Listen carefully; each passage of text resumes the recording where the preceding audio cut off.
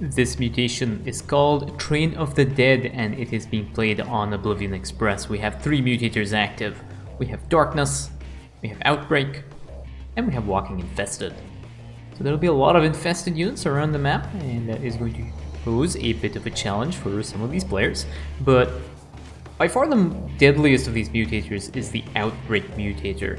So the Outbreak mutator causes infested Terrans and infested Marines and aberrations to spawn around the map.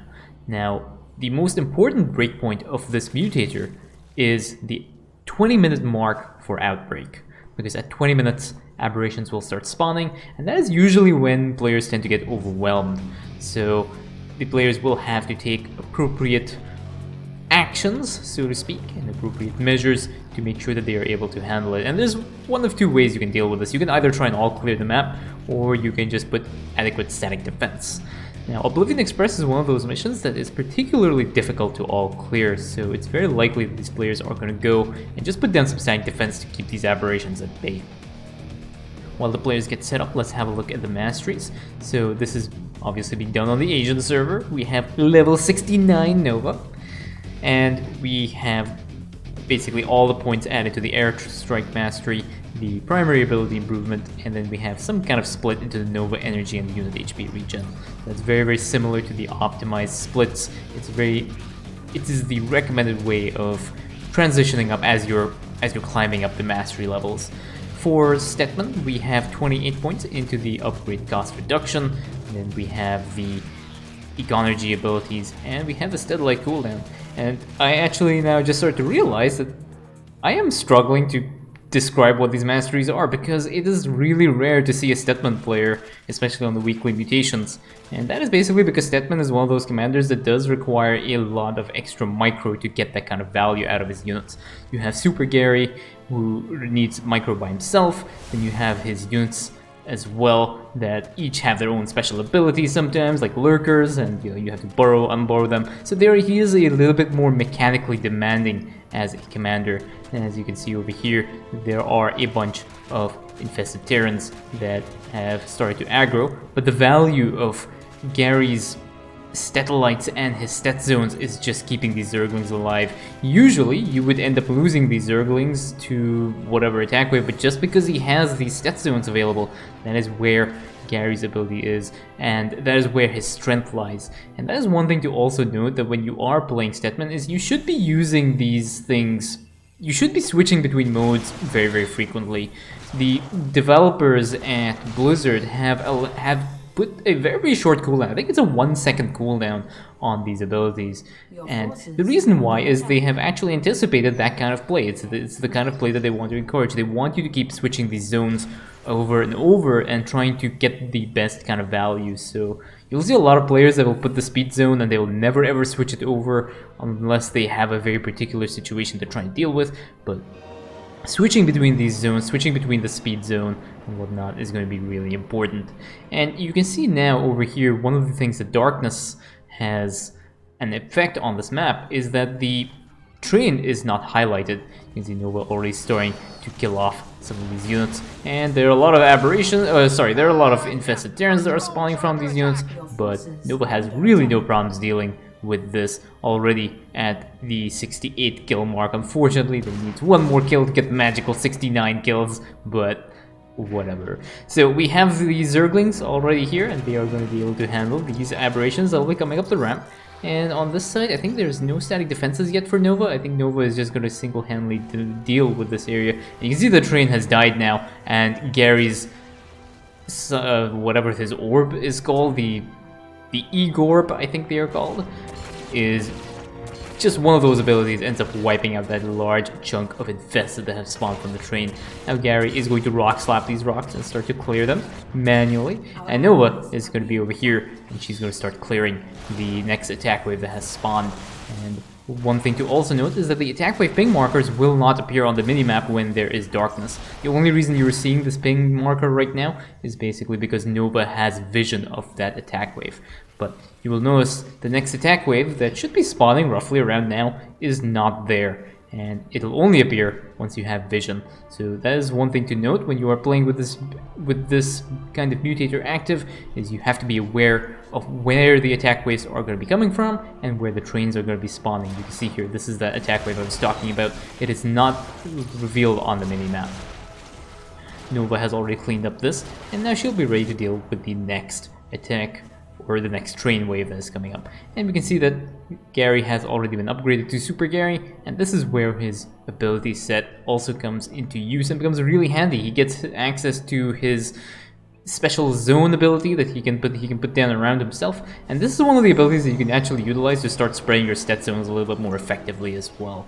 So something also to take into consideration when you are playing Stetmann.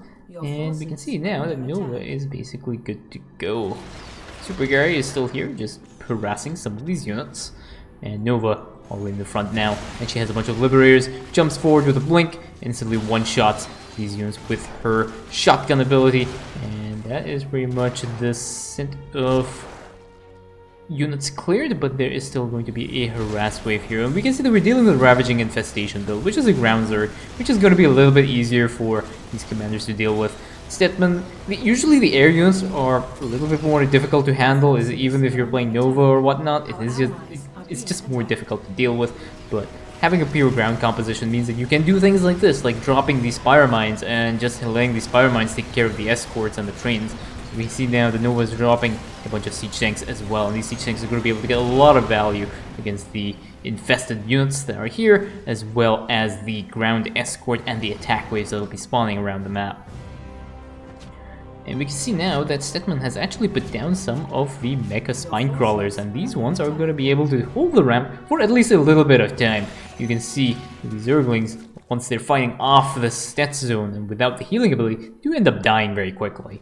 But these spine crawlers are only going to be able to hold for about 20 minutes, which is when the aberrations start spawning. Because once those aberrations start spawning, you're going to need a lot more defenses than just a few spine crawlers. Those aberrations deal a lot of damage, and they spawn in very large numbers as well.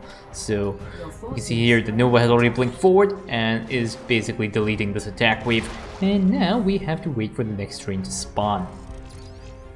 We'll have a look at the players' production. So Nova is basically getting upgrades for siege tanks, getting new upgrades for her Nova as well, and we have a bunch of upgrades here for the Greater Spire, and we can see now the plan that Stetmann is going for, and that he's gonna go for the mecha battle carrier lords. These unit names are so ridiculously difficult to pronounce, and Noah's gonna blink forward. You can see just the amount of value that Noah is able to produce just by blinking forward and just one-shotting everything with her shotgun. And whatever is left alive is going to be cleaned up by the siege tanks on the back line, as well as her liberators. Super Gary moves up in front, tanks some of the Scourge that are spawning from the enemy base, keeping those Scourge off Nova's liberators. And now Nova is going to use an airstrike right now, and because the train damage has been optimized and fixed by Blizzard, the amount of damage that the airstrike does is so much higher than it would normally do prior to the fix.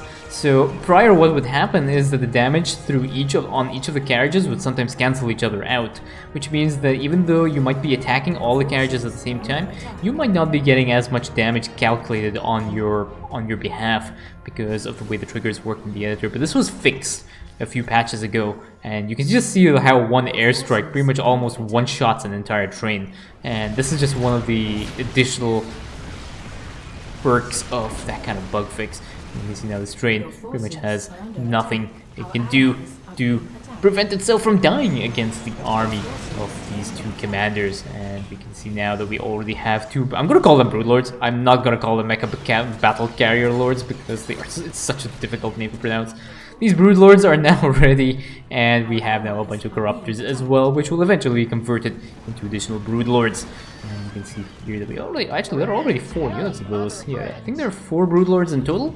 And now we are going to get ready for the double train. There's another attack wave here. This attack wave pretty much gets completely cleared up by Super Gary and the help of Nova's airstrike. A few more units here, they'll end up getting cleaned up as well. There's no switch on the stat zone, unfortunately, so these Zerglings are going to end up getting picked up by the Ravagers and the Roach here, but it's not really too big of a deal because these Broodlords are now in position and they are good to go and getting ready to deal with the next set of trains. And this, I believe, is going to be the double train wave.